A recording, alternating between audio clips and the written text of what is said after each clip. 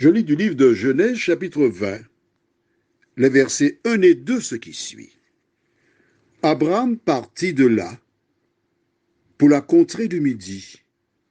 Il s'établit entre Kadès et Shur et fit un séjour à Guérar. Abraham disait de Sarah, sa femme, c'est ma sœur. Abimelech, roi de Guérar, fit enlever Sarah. Prions. Notre Seigneur et notre Dieu, voici Abraham qui se retrouve pour une deuxième fois dans les mêmes situations. Il laisse sa contrée et il se trouve dans un lieu où il y a encore une ville et des personnes qui aperçoivent Sarah. Note avec moi que nous avons laissé la contrée où il se trouvait. Nous n'avons pas été jusqu'au bout de l'histoire de Sodome et Gomorrhe parce que ce qui était important pour moi, c'était de te montrer comment Abraham était un intercesseur. Il aimait les gens. Il a cherché à sauver leur vie. Et en même temps, à protéger l'eau qui habitait à Sodome et qui avait investi tous ses biens à Sodome. Nous avons vu cet aspect. Mais en même temps, nous avons aussi vu que Dieu est lent à la colère, riche en bonté. Et il a un seul désir, pardonner les pécheurs.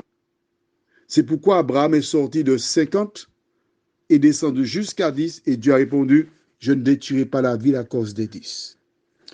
Maintenant, les mois sont passés, elle n'est pas encore enceinte, ils arrivent dans une contrée où il y a des gens.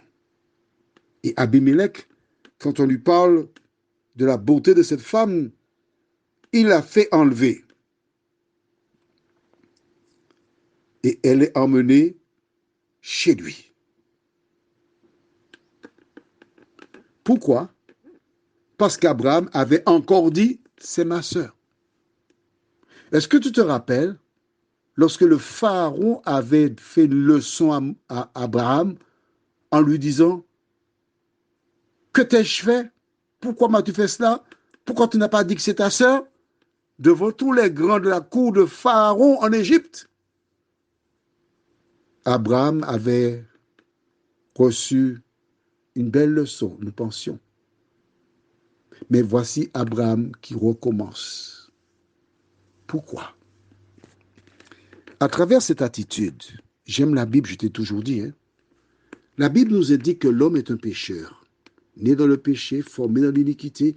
Bien que Dieu ait dit à Abraham, ne crains point, je suis ton bouclier. Mais dans ce domaine, il avait peur parce que sa femme était fort belle.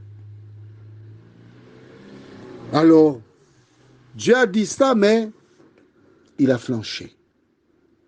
En prenant le temps pour bien analyser l'attitude d'Abraham, tu te rappelleras que Abraham est un homme faillible, mortel, pécheur, comme toi et moi, et que nous bronchons tous de différentes manières. Pendant combien de temps encore mentira-t-il en disant c'est ma sœur alors que c'est son épouse? C'est pas notre problème. Ce que tu dois reconnaître, c'est que cet homme appelé par Dieu, il avait cette faiblesse. Mais Dieu l'appela quand même parce qu'il savait que dans le temps, Abraham serait transformé. Prions. Notre Seigneur, notre Dieu, pour la seconde fois, voici Abraham qui livre son épouse Sarah à des mains étrangères. Nous n'avons pas ces impressions. Comment a-t-il pu trouver le sommeil cette nuit-là? Nous ne savons rien. Mais nous comprenons, Seigneur, que de la même manière, Sarah avait eu peur, elle a menti.